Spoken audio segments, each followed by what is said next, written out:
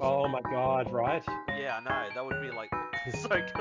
That'd be so I good. feel like they managed the reality of this like ambitious update really well by doing 2 phases. Yeah, that's right. Yeah, because they were all gonna release every single thing that's new, like all coming up at once. But then I think from memory they were like struggling on like workload. They weren't gonna rush it. They didn't want to rush it at all. So that's why it's in Hmm. split in two parts, like the update. So there's Caves and Cliffs Part One, Caves and Cliffs Part Two. Which it's going to be interesting when Caves and Cliffs Part 2 is going to come in. It's going to raise the world height by 64 and the world depth by 64. And there's going to be new caves and everything. So it's going to be interesting.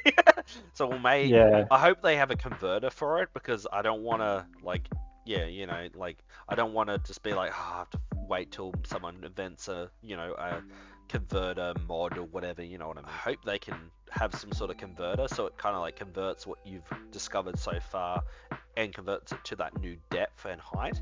So yeah, so you don't have to start again, I guess, in a sense.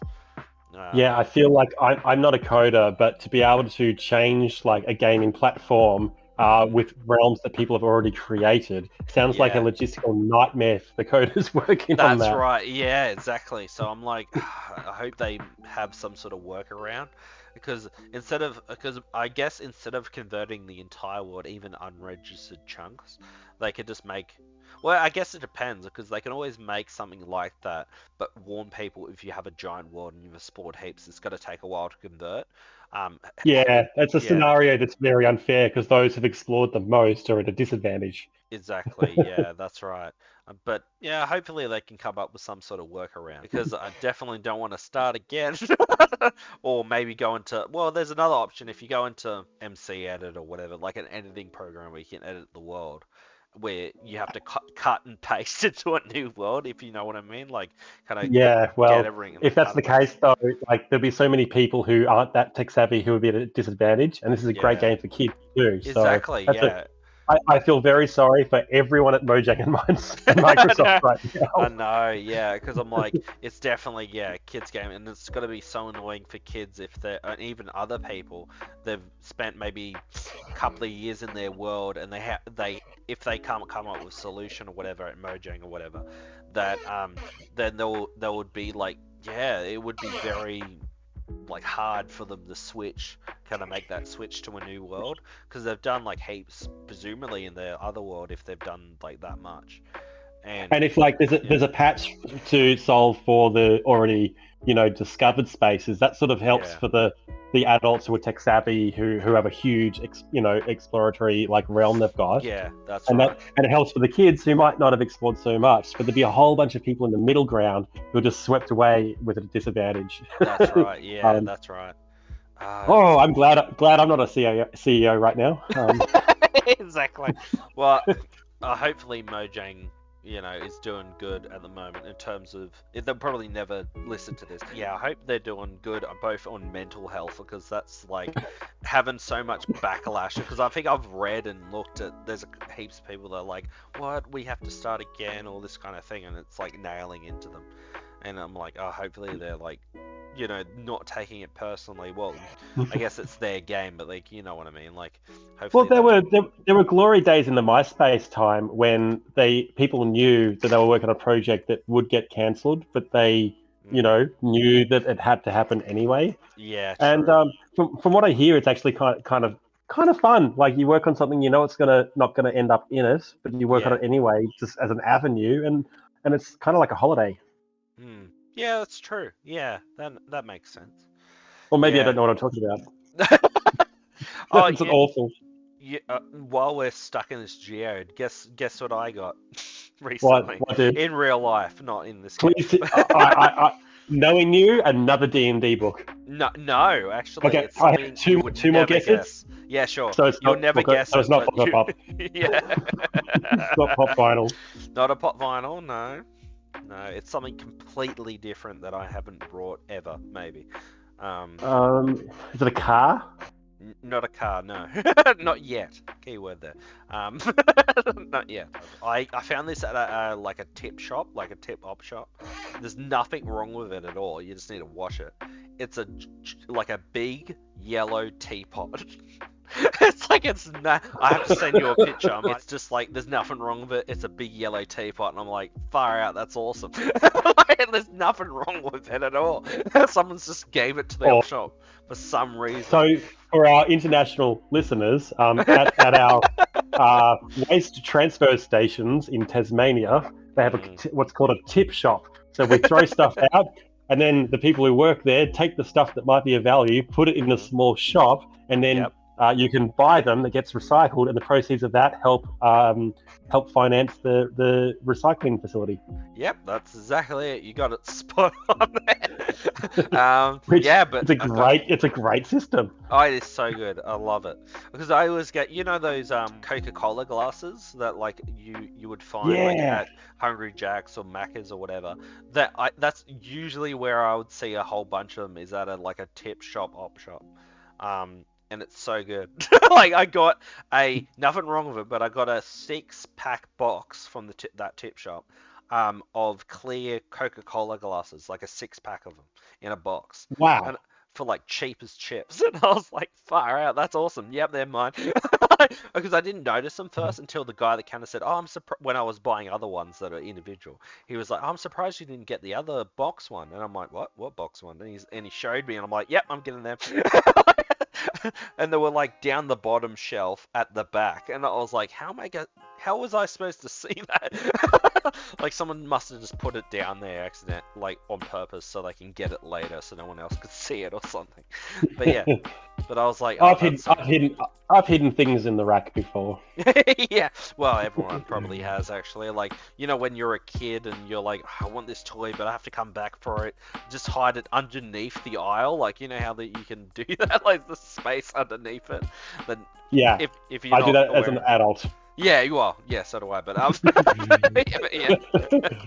I kind of, for some back catalog and context, you mind if I'm going to hang back, but I might ask you some questions for context that might work in story for this podcast. Oh yeah, if you want, yeah, definitely. That's all good. Yeah. You mentioned, what was the podcast that got you onto this format of storytelling through Minecraft? Oh, you mean like Minecraft kind of series stuff rather than podcast videos? You mean that's what you mean? Was it the Yogcast? The Yogscast, yeah, with an S. Can you tell me more about the Yogscast and how that got you onto doing this kind of format? Yeah, definitely. So about how many years ago? It was like in alpha. It was like literally in Minecraft's alpha stage that I was like, the first introduction I actually got was at a friend's house where he was playing it on his TV. And I walked in and I'm like, what are you playing? And he's like, oh, I'm just playing Minecraft, just doing this. And he showed me what he was doing. And I was just enamored by the game. And I was like, far out, this is awesome. And then... But it was interesting because at that point I was like, I thought it was awesome, but at the same time I was like, I didn't want it to be a one-time game for me, because I know a lot in the past I had played games once or a couple of times and then just gotten over it. And I was like, oh, I don't want that happening. I might just wait for a bit and just see how it does. And then not even like a month or two later, or whenever it was, maybe the next year, I can't remember. It was around that period that I was looking on YouTube because I was like, oh, I was just watching stuff. And then the thought of Minecraft popped into my head, and I'm like, I wonder if anyone's done videos on it yet, because it makes sense. And then I looked them up. I looked up Minecraft, just looked up Minecraft, and then one of the first videos that came up when I searched, just randomly, I was doing Minecraft this, Minecraft that, maybe First Night, stuff like that. And one of the first ones that came up was one of the first ones the Yogscast had done as their Minecraft videos, like the survival one with Lewis and Simon. And I was like, these guys are funny and awesome. And I was like hooked on them. And then as soon as I had finished watching what they had done so far, I ran to my parents and went, hey, can you buy this for me? Like, buy the game. And they were like, yeah. Like, as long as it makes you happy kind of thing. Had just been totally locked onto the game. and I was like so enamored by it, so obsessed in that kind of, but not extreme obsessed, but just obsessed with playing it, watching the Yogscast play it, and like even at the same time doing those two things at the same time. And I was just like, this is like really fun. And then I was totally hooked.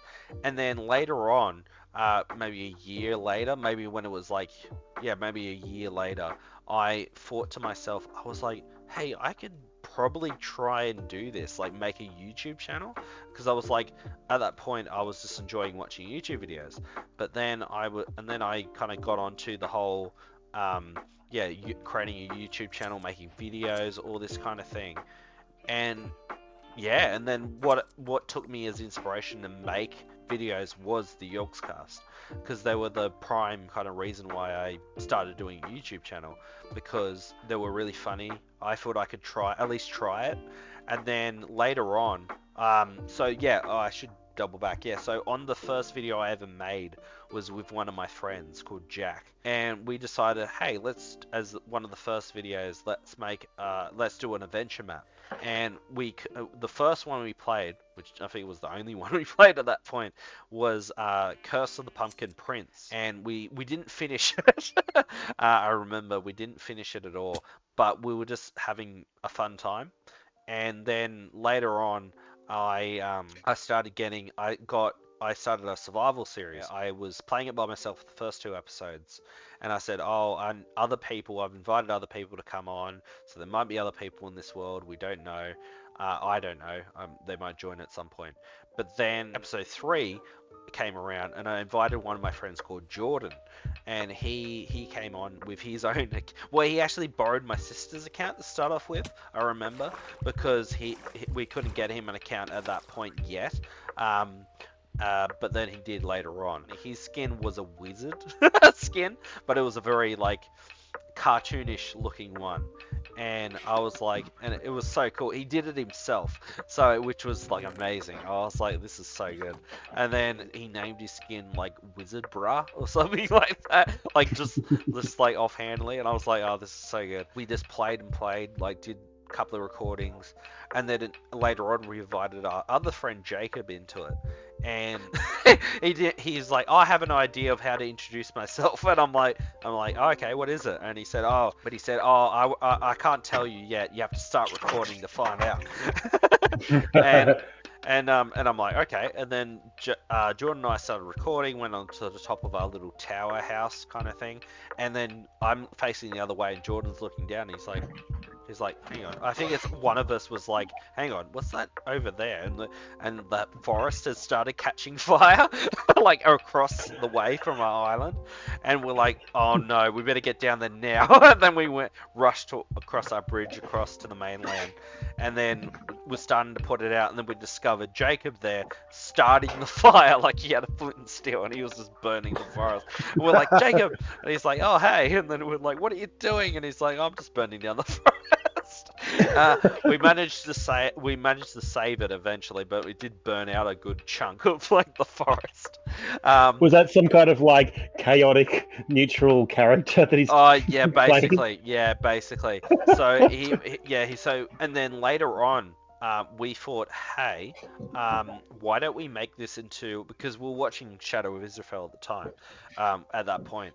And when the Yogscast had done it, which was their little story kind of like, I guess, adventure kind of series, and and it was so interesting to me that they had what did they have? They had like players play characters, but they wouldn't speak. They would speak through the chat.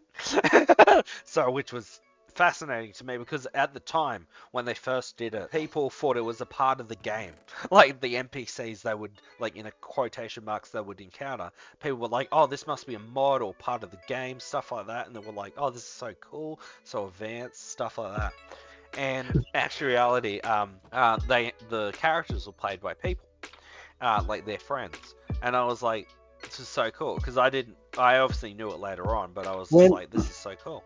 Yeah. When was this? What year was this occurring? This was like, what was it? It was like 2000 and 2010 or 9, one of the two. So it was ages ago. It's like, but yeah, about 2010 or 11, one of those two. I can't quite remember. I think it was somewhere between 2009 and 2011, in that kind of Were there space. a lot of Minecraft channels at the time? Yeah, there were, when from what I remember, when we were doing the YouTube channel, there was a lot of like either up and coming or already established YouTube channels that were doing or had done Minecraft. And at that time, the most popular format, one of them of the most popular format of type of videos you would do in Minecraft was Let's Plays. So it was unedited raw footage of people in like different episodes playing the game, like, and stuff like that. And it was good to just sit there and just watch it, have a few laughs. You might even do something while you're watching it. That's what it was like. And I was like, this is so cool. That Let's Play format sounds, to be honest, quite unless you're really into it, really unwatchable, because there wouldn't be as much story. That's right, yeah. And then later on, there was a lot of other things that came out, like the edited stuff. There was like mini games that people were doing. There was maps that people creating and showcasing them, adventure maps, survival maps. There was a heap of things going on around that time and later on. And I was just like, this is so cool. Like, this is really cool. It was just fun to watch, especially like, who was the ones I used to watch? There was a lot of well-known at the time YouTubers that I'll watch, as well as lesser-known ones. So there was, what was there? There was the Yogscast, obviously. There was a lesser-known duo that I would watch every now and again called Ledge Sleeper. That's what their YouTube channel was called. And it was, and they would go around on their own private server with other people, sometimes on there and stuff, where they would go off and like come across certain things that either they've built or whatever kind of thing, and they would tie it into it was like a funny showcase kind of gameplay video, and it like vibed with me, and I was like, this is all right, this is cool, this is funny. They haven't done videos for ages, though, from now, currently in the present, but just watching them back in the day, I was like, this is cool. There was a lot of other ones. There was MewTube, but they're now called Minecraft Moocast, which was, they've rebranded, I guess. But I remember watching them. What else was there? There was Dead Workers Party. It's just like a heap of YouTubers. As I started from Yogscast, I kind of branched out and watched all these different other YouTubers, still keeping to watching the Yogscast, but just like, because they were just funny. Like Lewis and Simon's chemistry and dynamic was really good in the videos, and it made it just even more funny. And I was just like, because Simon was somewhat of a chaotic / critical thinker, I guess, in a sense, and Lewis was more like, this was early on, was more like he didn't know what was going on, but like, you know, he knew how to play, but he was just like, but he learnt very fast, like throughout, like, you know, them playing adventure maps and the main series and different things, even like showcasing mods. Like they would do mod spotlights, which a lot of people would do at that time. And yeah, it was just really cool. And then when they got into the whole Shadow of Israel thing, I thought at the time, I was like, hey, I can do something like this. Like probably very low budget, cheap, and underwhelming, very underwhelming. But I could try and do it, at least, like give it a go. So I enlisted, the two other friends I mentioned, Jacob and Jordan, and we got a mod called, was it the NPCs mod or something like custom NPCs? I think that's what it was called. And where there would be NPCs in the game, you could script them, all this kind of thing. So when you would right click on them, it would come up with what they would say. You can choose which kind of pathway you could go, like in terms of saying yes, no, for example. It would lead to a different kind of topic and stuff. You can animate them, things like that. It was interesting. Well, not animate them to a full extent, but just slight. We made that into a whole series called Curse of the Bad. and it was, it was really cool. And it was just really fun. As we were going through that channel, it went up to a point where it slowed down a bit, but I moved. So I moved to, where I am now. And kind of that whole YouTube channel thing pretty much just ended. And I had really no YouTube kind of outlet, I guess, in a sense of making videos and stuff for quite a while. I want to ask, like, how did that channel like pan out? Like, it ended, had a lot of fun, that kind of stuff. So, what do you mean in regards to how it went during the time, and also what happened to it afterwards, or what do you mean by that? How long did that channel last, and what was the experience like? Yeah, so that channel lasted for quite a few years. It was a bit all over the place, I guess, in a sense, because I had both like a couple of episodes where it would just be me, which were very boring, or there was ones with me and Jordan, or early on me and Jack. I think I did it about 9 years ago. I opened up the channel, and the last video, from what I remember, was about 5 years ago. So on the dot in terms of when I moved here, in a sense. Yeah, for probably about 5 years. So about 4 years, something like that. It was around for. And it was a lot of fun. Really was a lot of fun. The whole point of the channel wasn't to generate money, even though we weren't, or like, you know, be more popular than someone else, get fame, all that kind of thing. It wasn't about that. It was more about just having fun, chilling out, having fun, telling a story, and just hanging out with friends. Like, it was just, that was the whole point. Even though there was a lot of youngish Chris in that, where I sound a bit different than I do now, more younger, I guess. But other than that, yeah, it was very interesting, very interesting. I even did a video. I did a 1,000 views video where it went for like 4 minutes, just going like, I don't even remember what I said in it, but I know it was just me going, thank you for 1,000 views, blah blah blah, because I thought that was a good milestone at that point. Just in my head, I was just like, oh, 1,000 views, far out, that's a large number. And I wasn't even comparing it to other people's YouTubes where they would get like a million kind of thing, if you know what I mean. Like, yeah, but it was interesting. I even did like outtake videos. I did a lot of update videos. I even did 2 videos called Saturdays with Chris, where it was like kind of on par with, I think, Sips.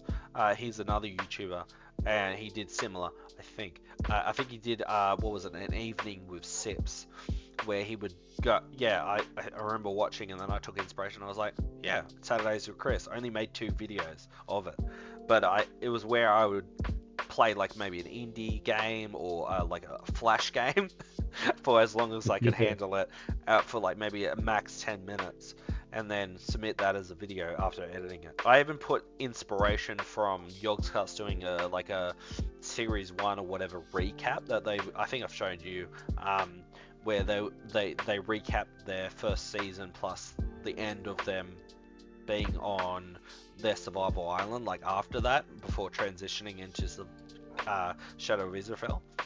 And we did inspiration from that and did our own recap of season 1, which was so good. But yeah, we only did, how many did we do? I think from memory we did 14 parts of the first kind of block series, if you want to know, if you know what I mean.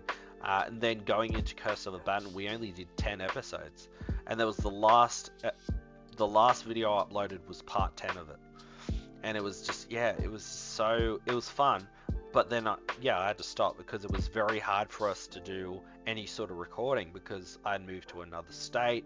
Like, it was just, it was very hard. So it kind of quietly died, I guess, in a sense. Even though the YouTube channel's still up there, like it's still online, like it's still there. It's just, it hasn't had a video in over 5 years. So, but it was very fun. But so after that, I, like a couple of years, all the way up to like 2019 maybe, I was playing Minecraft still, obviously, but then I would play it with some other people. It was very inconsistent, because I definitely wanted to do a YouTube channel again, like 2 or 3 years after I'd moved, roundabouts. And I tried one channel, but it died within like a month. So that didn't really work. So I rebranded it, and then rebranded it again. Just like in terms of, I rebranded and then made an entirely new channel. And I I did a couple of live streams, stuff like that, with friends, and but it was very inconsistent, and I couldn't really upload a lot of videos, so I kind of unlisted them on YouTube. Only one that I did that I didn't unlist was a Doctor Who kind of like review of like my thoughts and opinions on like a particular episode and all that. That's the only one I left up there. Leading on after that, it was just I had basically, in a sense, I had hardly anyone to play with because I guess people drifted away, moved on, things like that, and lost contact, or they just didn't talk to me, stuff like that. And I'm sure it was very, it was a tough time, like a rough time, because I really wanted to play, do things, but I had the motivation somewhat, but then didn't really have like a lot of people to, I guess, both share it with and take it into action, because I had all these different ideas on what to do, and I was like, well, I don't really have a lot of people to, run this by or play with me or whatever kind of thing. And around that period I had started university, and that was really hard because I was doing university, but I was also just doing a lot of different things, and it was just But then around about, I guess, this year, when you and me just had that had a conversation, and I was like, hey, I've got this idea, because I was watching. Okay, sorry, backtrack a bit. So, I was watching Shadow Isabel as a nostalgia trip, like in terms of I would binge watch the entire series as a nostalgia thing. Obviously, I have breaks, but practically binge watch it. And then I had in my mind, I was like, I wish I could do that. I wish I could just do that again, and make it better. And then the thought came to mind that I actually could, because I was grown up now, so I had more of the skills and knowledge to do it. And the other thing was that I had a decent income of money, so I could support it in some fashion, like the beginnings of it. And then the only thing I had left was, like, I guess, a partner in crime, in a sense.